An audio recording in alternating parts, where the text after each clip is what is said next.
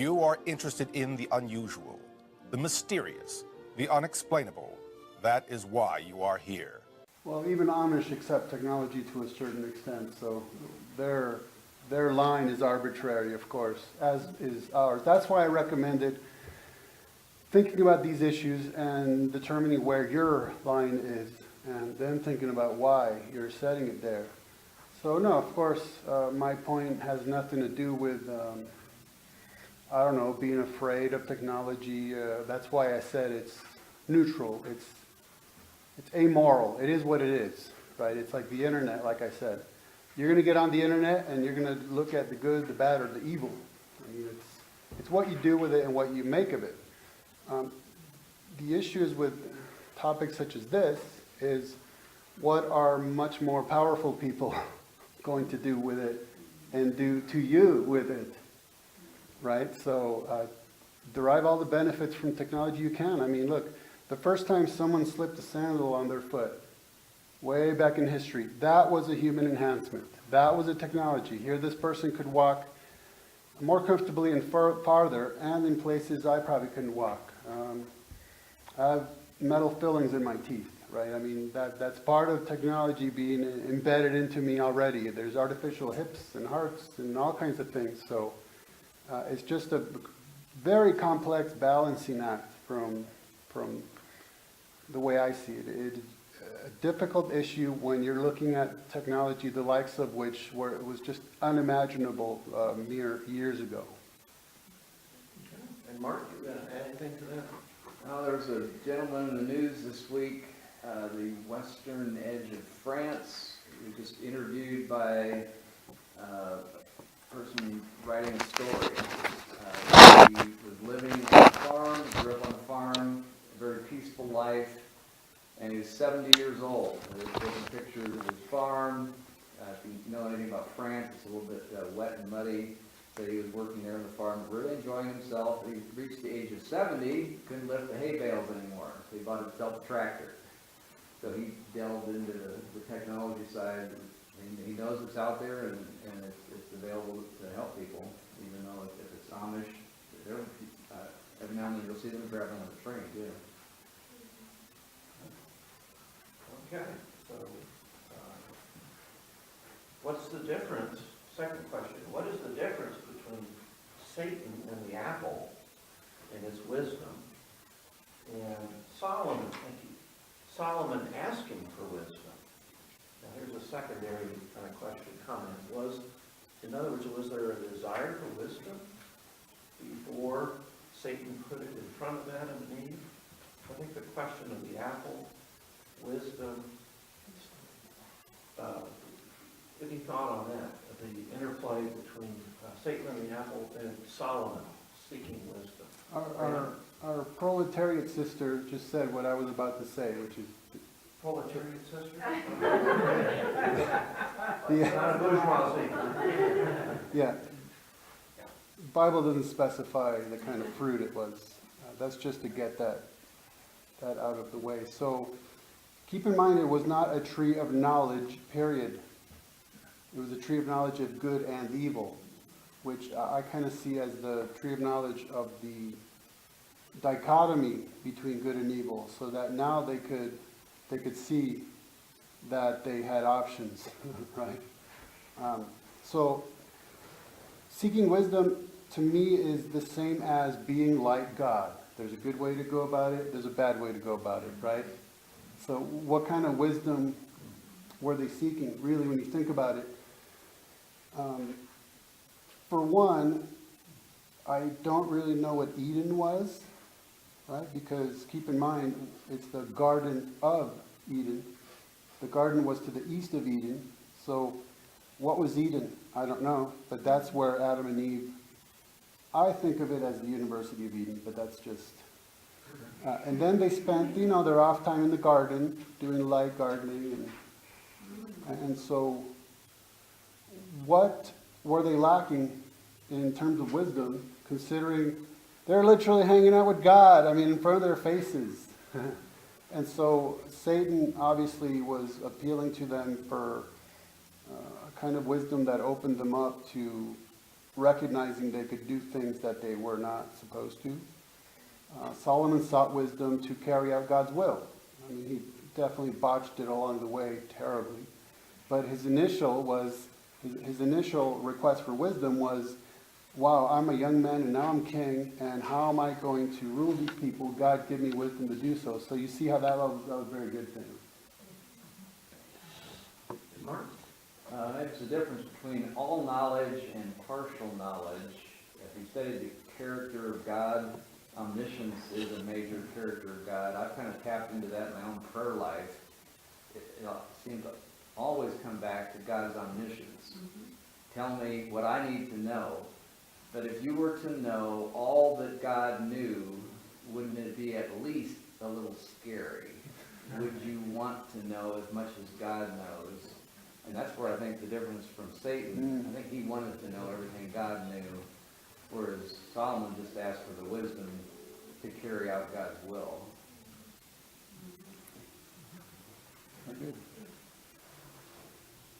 There may be this question is a little longer. It says there may be a big change in the future that Dr. Burton referred to, such as a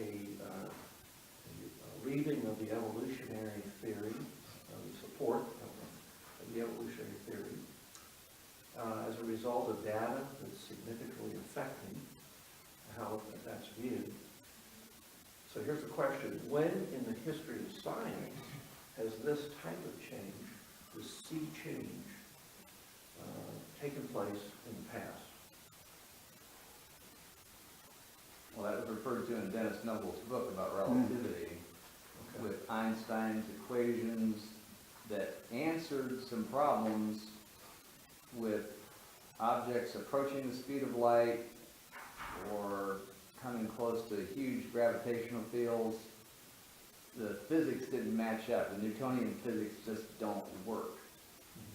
Particle physics just don't work with Newtonian physics. So that was a massive change that physicists just didn't accept at the time until Einstein's equations started to hold true. So as they saw that it works and it met with reality, then it was accepted. I think the same thing will happen with biology. Darwinism has already been thrown out, whether you think it or not. It may still be in the textbooks of elementary children. Neo-Darwinism has supposedly replaced it with Mendelssohn's idea of genetics. If we know enough about genetics, we can make things by combining. Most of us eat hybrid foods, and it grows better, it grows bigger. But the idea of the next step of genetics, going to systems level to try to explain where life came from, I still don't think it will make that next step to discover anything more than creation. Yeah, it reminds me of the story of the scientist who comes up to God and says, "We can create life now." God says, "Well, let me see." The scientist grabs a handful of dirt and God says, "Make your own dirt." Right? But I was thinking about, I believe I was having a conversation with our brother last night about the atheist I quoted last night, Matt Dillahunty, who says, "I'm not a Darwinist, I'm an evolutionist." See, because they're recognizing that the theory has significantly moved on since then. And then how Mark pointed out last night that the world's most famous scientists are famous because they broke the mold, because they broke the prevailing scientific orthodoxy, right? Thank you. Oh, you gave me that look like, okay. I'm sure. But the thing is that what happens is people take the scientific consensus, de jure, and they turn it into a worldview, right? So that's why it becomes so difficult when they see something challenging that worldview and attempting to topple it, because it's no longer, oh, it's just a theory about bioorganisms, it's just a theory about gravity, or whatever it is. And now you're affecting my personal worldview, right? Good point. Here's a good, another good, very good question. In overview, define abiogenesis and its history. Maybe its major, first define it, but then what are its major adherents? Who advance that idea most clearly, as you think about that? Yeah, I have a slide on it with several philosophers, what we might call scientists today, that made observations throughout several centuries. They just didn't have the tools to notice what really happened. And then we see many centuries later where they had tools, they could isolate the systems, seal jars where they could observe that what was inside was not outside, vice versa, and they could see that life did not come from inorganic. So with that, Pasteur was noted as being the conclusive statement on abiogenesis. And then we come around to it again with the latest theories that that's how life started, but they just don't know how. They're waiting for something to show up to allow this abiogenesis to occur either here on Earth or some other planet, because that's part of this whole thing. CD, search for extraterrestrial intelligence, that's a big part of evolution right now. Why are we going to Mars? Well, we're going to look for life. They've already looked for life. The little rover, that's got sensors on it to look for evidence of life. That's big in the media. It's kind of a quick history, maybe where it's going. But it's odd that it's coming back around again. You can see how it relates to the mystical occultism of the golem as well, right? Where we have scientists in the lab trying to create life. And so basically I would just repeat what I said earlier about how could I design an experiment, carry it out, and then say, hey, the results are random. It's just, there's no way. I mean, you were the selector. For instance, Urey Miller experiment, they used an atmosphere which at the time was hypothesized to have been the original atmosphere on Earth. We now know that that is different. And that, for instance, they did not include oxygen in their mixture because they know that would oxidize and basically kill everything. So they were very purposeful about it. And this brings us to a point about how, well, okay, I guess a fancy, for whatever fancy scientific terms there are for it, basically lightning struck a swamp and here we are, right? I mean, that's how life came about. Another tie-in to Frankenstein there. But this first life form had to already have basically a tremendous amount of systems built into it. It had to, for instance, be able to somehow metabolize energy. It had to have an ability to reproduce. It had to have a drive to survive. I mean, it had to have a tremendous amount of information and things within it. That's step one, or else that would have been it.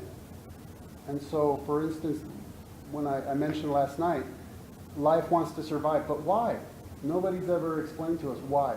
It had to have been a random mutation along the way. Well, it had to be at step one. If you have no desire to survive, you're not going to last very long. And so that brings me to what in theology is called the argument from contingency. So that I exist, and my existence is contingent upon my parents' existence because they gave me life, right? And their existence is contingent upon my grandparents' existence because the life came through them. And contingent comes way, way back, all the way to what?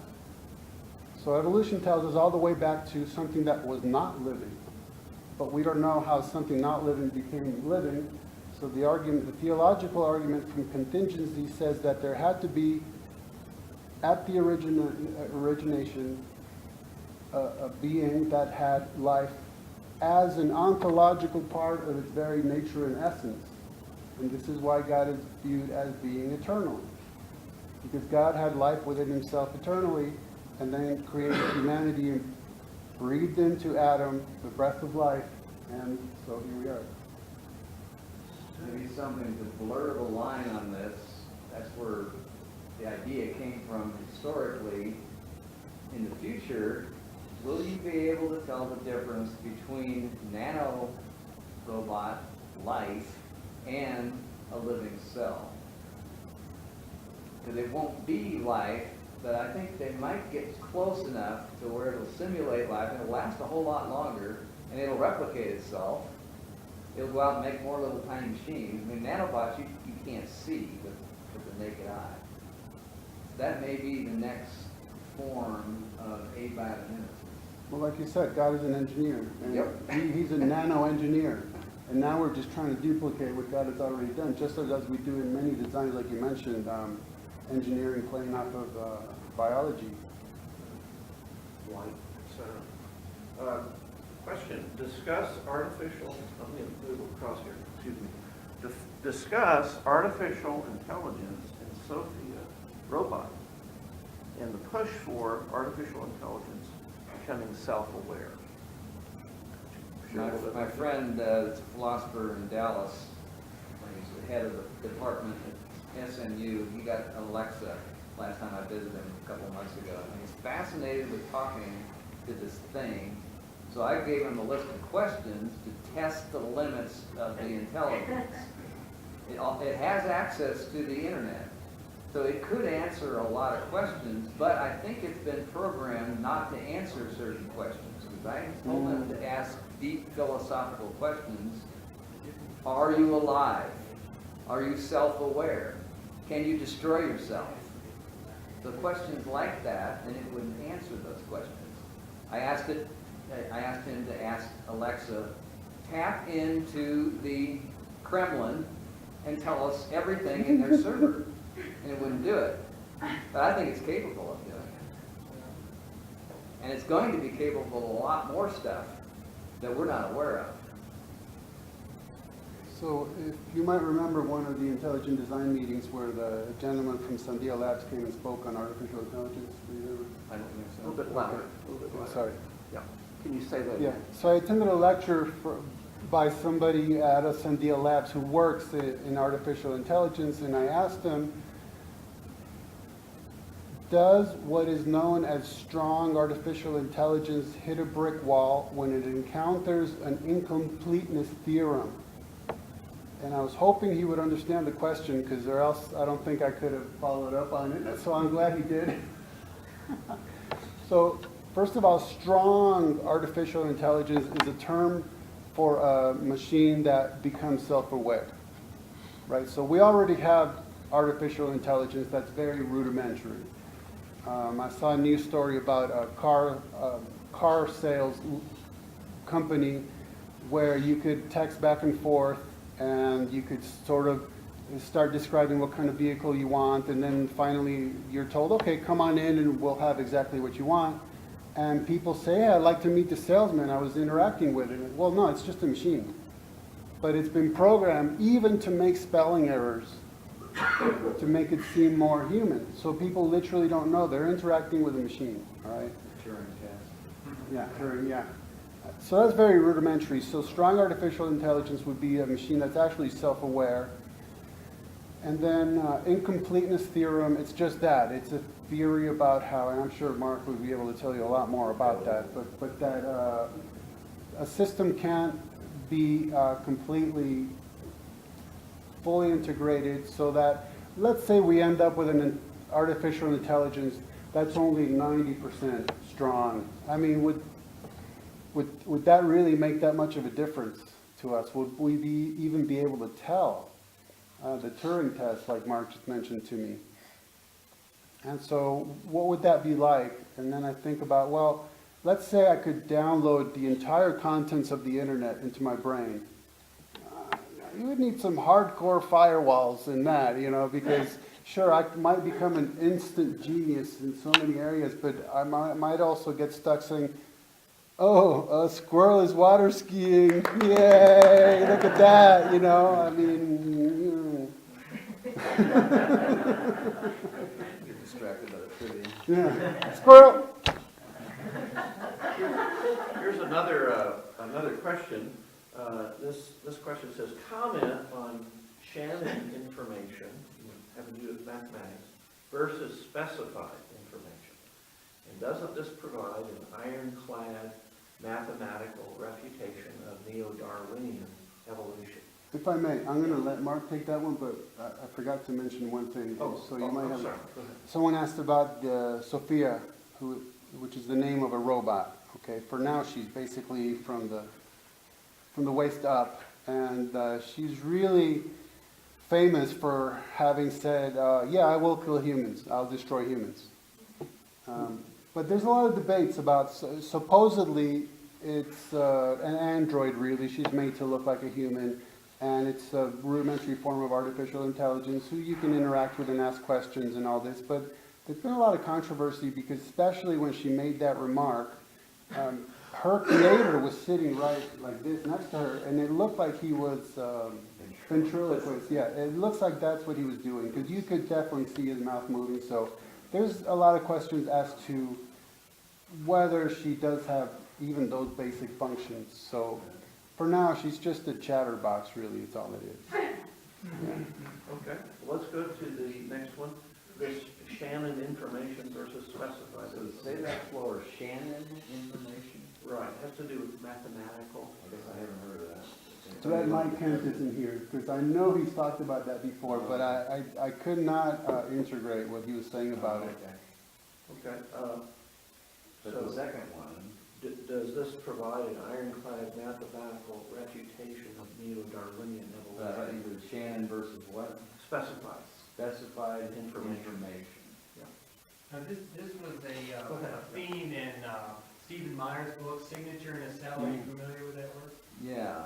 Yeah, one of his big themes was the difference between Shannon information and specified information. Shannon information would be just a mathematical definition of just number of possibilities. If you have a bunch of letters, English alphabet letters, the longer you make the string, the more possible combinations you can have. Right. So Shannon information goes up exponentially, but the number of words in the English language stay very small relative to the number of possibilities. And the DNA contains information in a coded digital language, Right. so that all mutations are misspelling errors. And therefore, they run up against this universe of possibilities where only a microscopic fraction has meaning in terms of protein function. So, this isn't totally refutes evolution. I mean, there's nothing there because of this thing. But when you mention it to an evolutionist, oh, they say, doesn't matter. Duplications, mutations, it just provides more for evolution to work on. And so they really believe and give mutations a supernatural status in a Right. sense to provide new life forms and information. I think the tendency is towards organization. So the scientists that promote the idea that if DNA is already organized, it will get more organized into more complex things. So if the Christian scientists say that it's out of the realm of possibility because of all the atoms in the universe, once you start with something organized, then it is able to get better. So they're looking at systems that get order locally, even though universe-wise it's less organized. So they're looking at like tornadoes. It's an organized chaos, but it's still a local organization. So it's really a system of understanding details about chaos with the direction that, and I guess that would be what the second part of the question with neo-Darwinism. Find ways where systems can gain order by themselves. Maybe something with panspermia also, if DNA were planted here with the design for evolution built in to go from single cell to multi-cell to multi-complex organism. I think that might be what they're trying to... Well, if I may add one more thing. Sure. information only comes from intelligence. It's never been seen to come from anything else. Right. But all of evolutionary theories about how information can come from a natural process without intelligence. Right. This seems like a complete disconnect over reality, so that we can never win an argument if they think that. Right. Well, unless you have evidence to the contrary, how can things organize by themselves? If they never have an example, the burden of proof should be on them. Here's another question. I'm trying to understand systems engineering. I understand in biology the cell and the systems of biology. But do we see any type of systems engineering in the other science disciplines like chemistry or physics? Anything comparable to biology with the cell? That would be in the laws of physics and the laws of chemistry, which are unexplainable in themselves. Why do atoms interact the way they do? And we can have a theory of electrons. I was talking to the kids about that Thursday. We all know the word electron, but do you know that it sometimes exists and it sometimes doesn't exist? It's a family of particles, but it's not really a particle. It's a wave and a particle. We have a slit experiment where the same particle goes two slits at the same time. It has a probability field where it might appear. So these kinds of things as a system, interacting chemically, interacting physically, would probably be on the same level of systems engineering and biology. And that's where they're kind of coming up against a wall for understanding at the molecular level how evolution can happen. Because it's supposed to happen gradually, and there's nothing to show how the molecules are matching up piece by piece by natural advantage, natural disadvantage to make something better. So that's where they're trying to find other ideas to keep evolution going. Good example. Here's another question. Frankenstein, does Frankenstein figure into transhumanism, and how? Keep in mind, the doctor's name is Victor Frankenstein, right? See Frankenstein? Yeah. The creature is never actually named. Right. You know, a couple of years ago, I went through the book Frankenstein because I always thought that's some story about a rampaging monster. I mean, it's been done and redone 1,000 times, but wow, is it ever a theological book? I mean, deeply, deeply theological.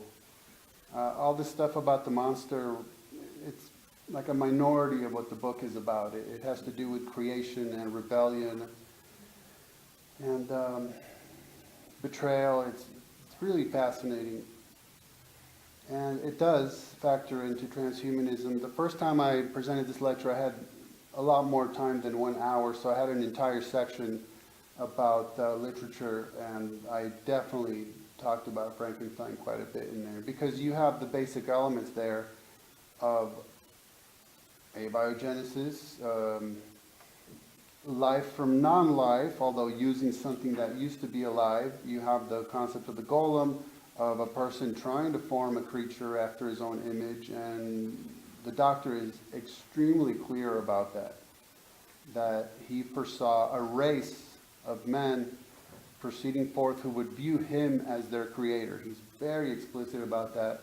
And it's also very clear that he was into the occult, because the earliest influences upon him is his reading of alchemists who encouraged him, and he would say things such as that spirits were beckoning him, and all kinds of really crazy occultism involved. So that is definitely, you see that's why I talked about evolution and occultism and theology and high tech. It's just all mashed together into this big complex ball. I think the next step for Frankenstein, I saw in the news recently, there's a guy in a wheelchair waiting for a scientist in China or Russia to develop his technique well enough for a brain transplant that he can put his brain in a gorilla. That's the intent. Once it's successful, he's willing to try it because he doesn't like being in a wheelchair.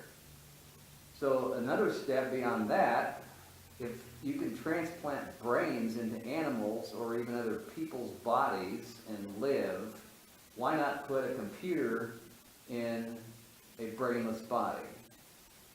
Will you be able to tell the difference? That would be maybe the perfect android. If there is such a thing. Yeah, well, I heard somebody mentioning drones, and so we already have people sitting here in the United States who, through technology, are piloting drones on the other side of the planet. I mean, it's a form of what I described as the mind controlling the machine, or the cherubim spirits in the Ophanim, right? I mean, it's very rudimentary for now. They're still manipulating gadgets and joysticks and all that, but that's the concept, is how to, you know, philosophers have for a very, very long time talked about brains in a vat, right? Because that was their view of how do you deconstruct and reduce a human to its irreducible complexity. Well, you could get rid of all kinds of body parts, and finally, if you put a brain in a vat and provide it with oxygen and nutrients, that would be enough to have a human being function as far as brain function. So basically, part of transhumanism is how to take that basic rudimentary concept of a gross brain in a vat and high-tech it, right? So that, let's say I need to move the rover around Mars. Well, for now I can do it with a joystick and buttons and all that. So maybe the next step would be that I actually have a way of projecting myself mentally there, and I can interact with the environment in a whole different way. Put your brain in a robot. Yeah. Right. So there's a fine print on my contract with UNM on my body donor program. I've asked for no reanimation. I don't want to wake up in a jar someplace. So if you're donating your body or your parts to science, you might want to think about that. And this might get into issues of mind versus brain also. Would I be the one waking up? Somebody else wakes up in my brain? Yeah, I mean, if your brain is just a computer, then a different mind could. Okay, let's think of demonic possession. Schizophrenic. Okay? Right? Demonic possession. It's a different mind manipulating your physical brain. I hate it when that happens. The power of Christ compels you! Well, let me tell you just a quick experiment. I performed what I call the mind-brain duality lemon test. Okay, so I was having a conversation with my son, my oldest boy, and I uncontextually pulled out a lemon, and you know, I'm playing with it, and here, smell this, and I said, what's going on? He said, oh, my mouth is watering. I said, well, do you want to eat this lemon? No. Do you even want to bite it? No. And we started talking about how your brain, being this material, computerized device, basically, said, okay, lemon, and I'm going to need this certain mixture of chemicals to digest it, so I'm going to start producing them because digestion begins in the mouth, right?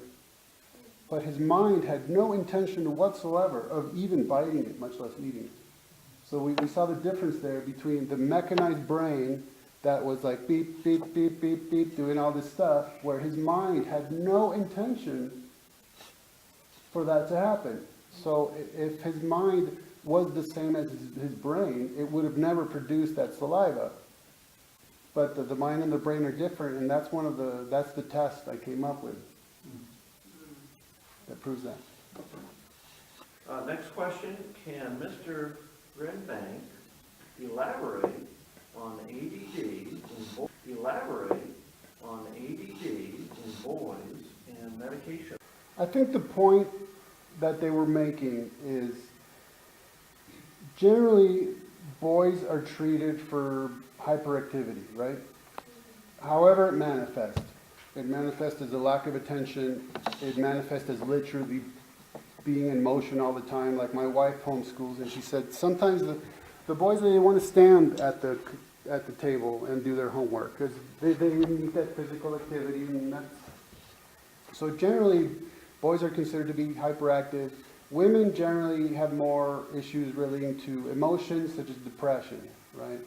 So the point is the boys are up here, the girls are down here, and so you treat hyperactive boys with downers, right, such as pseudoestrogens or estrogen, and that is a calming thing. In fact, in some of the reading I've done about bodybuilding, they say professional bodybuilders tend not to work out more than 45 minutes or an hour at a time. They might do it twice a day, but because after about an hour's worth of physical stress, the body starts producing estrogens in order to get you to calm down, right? Because your brain doesn't care that you want to look pumped and ripped and all that. Your body's interested in survival, and it doesn't want you to damage yourself. Okay, so that's why they'll stop at a certain point. And so boys are being given estrogen, which males have, but not that much, to bring them down to here. And women are being given uppers, or testosterone. Because testosterone is that what men have more of than women, that's what gets us all, hyper and pumped. And so they're being brought up to here. And that's why you ended up with this concept of how to make people purposely more androgynous. Everyone's right about here. Everyone's about the same. Males and females are about the same. So that men are not that manly anymore. Women aren't that womanly anymore. And in today's culture, even saying that is controversial.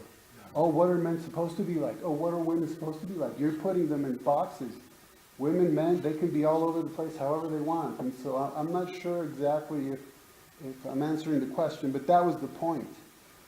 How many children today in the USA are not on hardcore pharmaceuticals, that are literally keeping their central nervous system from developing in the way that it was meant to, and now from having their bodies physically develop in the way they were meant to. And that's why you end up with all this gender confusion, because I'm a boy and all of a sudden I'm flooded with estrogen, and that makes me more emotional. And, I'm a girl, and now I'm flooded with testosterone. That makes me more tomboyish. So maybe I'm supposed to be attracted to my own kind. And then there's this complete... the point is, it's happening on a physical level, on an emotional level, on a spiritual level, on a propagandized level, on, like I said, the art of war. Out of every possible direction, this is being the deconstruction of God's creation. There's a hand back there, John. Well, I just wanted to kind of make the statement that my wife and I lately have been looking into a lot of food, what we're eating. And there's a lot of stuff where it says that it's more healthy, and it's got these genetically modified things like soy in it. And it's, in my own life, I've had a lot of it in it, and we've slowly taken it out, and it's changed who I am as a person. And so it goes even so far and so subtly that some of the stuff in our food is affecting how we are. And we think, oh, this person's just, they're in the church, oh, they're having spiritual problems or something like that. And sometimes it's not even necessarily things like that that are affecting us. It's just in the food that we eat. Yeah, because a lot of the food that we eat has soy in it. It's genetically modified to have estrogen in it now. And so so if you're a boy, don't eat soy. It's really unhealthy. I was going to mention that specifically because I know my brother over there and I have talked about how in bodybuilding circles, the soy protein powder is a no-no because it is known to produce estrogen. And of course, somebody wanting a bunch of testosterone to build a bunch of muscle doesn't want anything to do with that. But yeah, there's times where I look at the kind of candy my kids want or whatever, and I tell them, this belongs in a chemistry lab, not inside a human body. Yeah.